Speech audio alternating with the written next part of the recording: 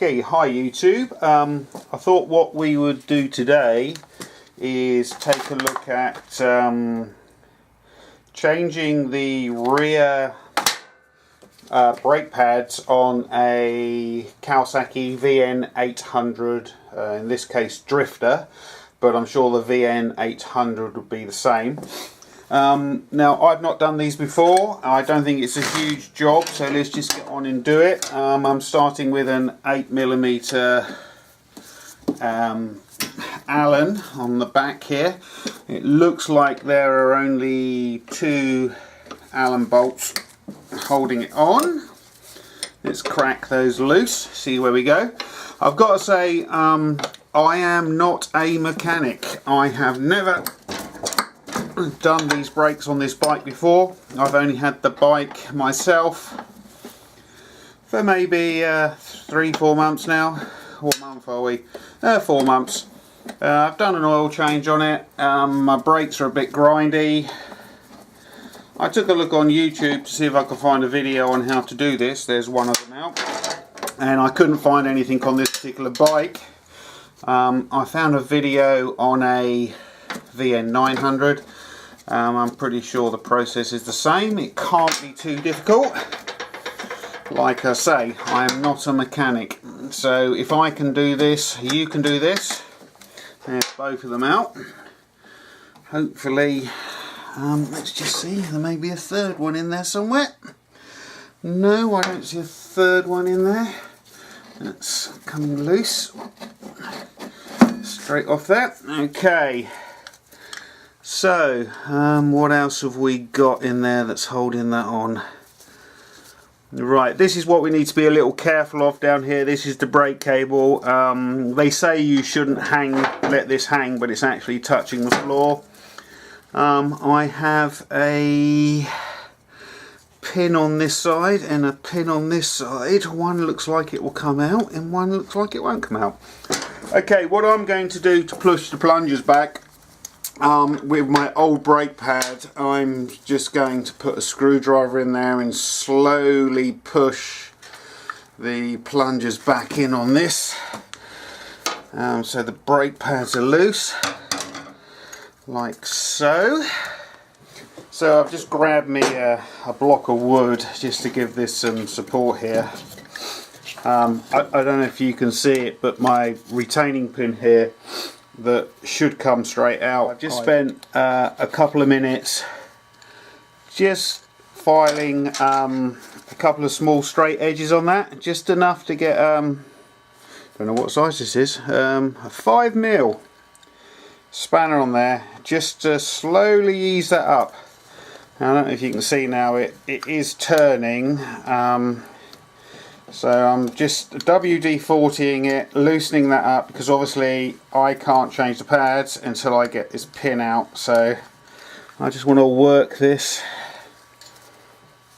I don't know if this should unscrew or if it should push out. I'm not quite sure, because the head on this side is not turning. I think what it should do is it should basically just pull straight out towards me, but or fall out towards me, but it was completely round. It may, again, because it's, you know, a second-hand bike, I'm not, there we go, I've got it. I'm wondering if it should originally have supposed to have a nut on the end there to actually unbolt it, which obviously has gone missing. So that's something I will have to look at. Anyway, I just want to show you the state of these pads. God knows, I'm guessing that's possibly due to a build-up of rust on the disc pre my getting it. So I'm going to whip these out and get the 2 of those out of there. And obviously I have put some WD-40 on this now. Well, like I said, I am not a mechanic. I do not really know what I'm doing.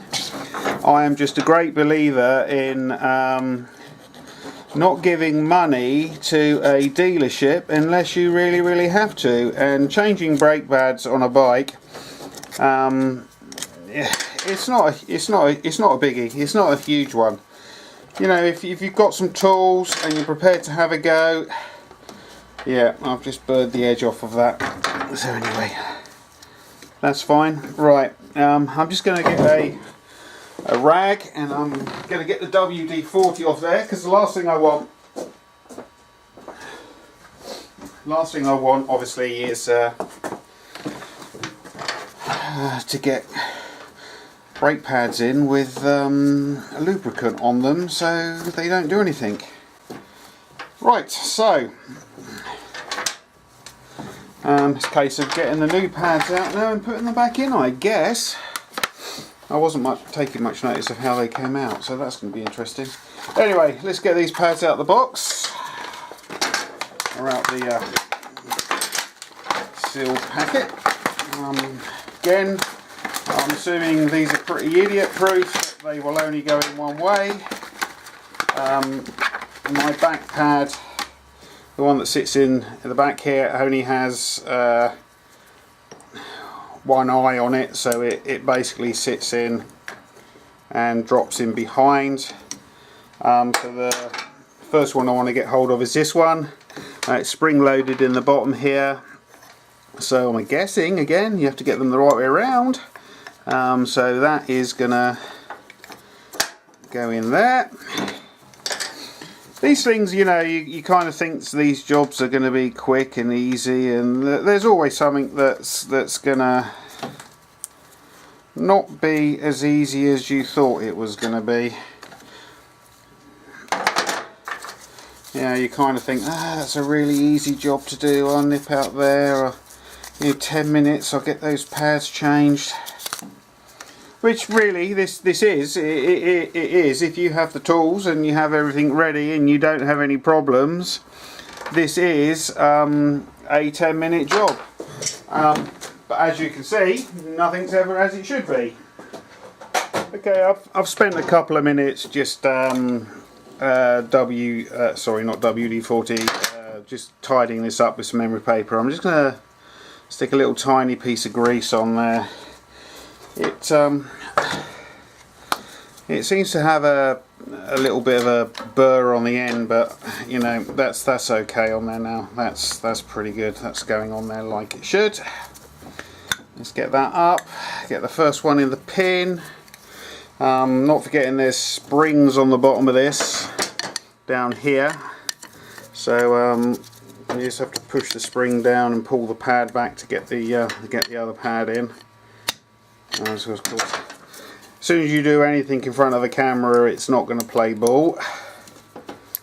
So that's, make sure the spring is under that. Find the other new pad. Let's get my old ones out of the way. And like I say, this will only go in one way round. So we will start by getting the pin back in at the far end, this one. Drop that back into place, push that in. This kind of should drop under a retaining bar here, like that, and then it should just sit in there. Okay, so, and of course the disc goes back in there. Next thing to do is obviously we need to put back in our, I don't know what you call these, I call it a split pin. Some people call them Jesus pins, because Jesus, they do fly across the room. They have lots of different names. I need to find the hole that it needs to go in first. There it is. Get hold of my pin. Drop that back in with a pair of pliers. I've never... shouldn't have a problem with this, he says. I can find the hole. I have quite a lot of problems with that. There we go.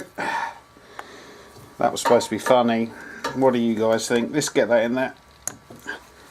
Okay, push that right in. That's not in properly. That's only halfway in.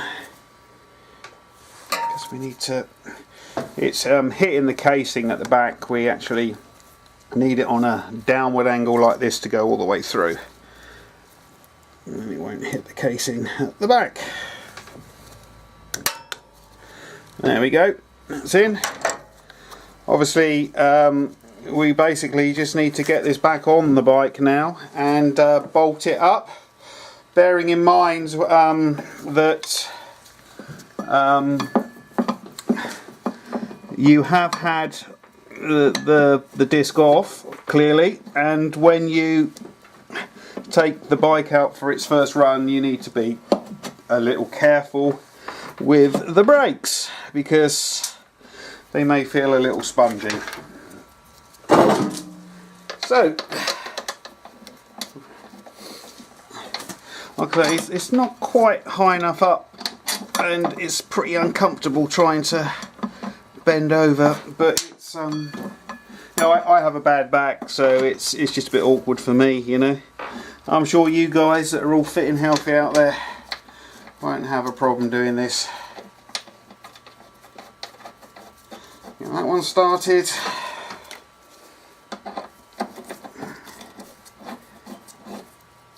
Don't do that up too tight. Now I'm guessing, I may well be wrong, that if I had a torque wrench and a manual, that this probably should be torqued up to a particular tightness. But again, I do not have a torque wrench, so I don't know.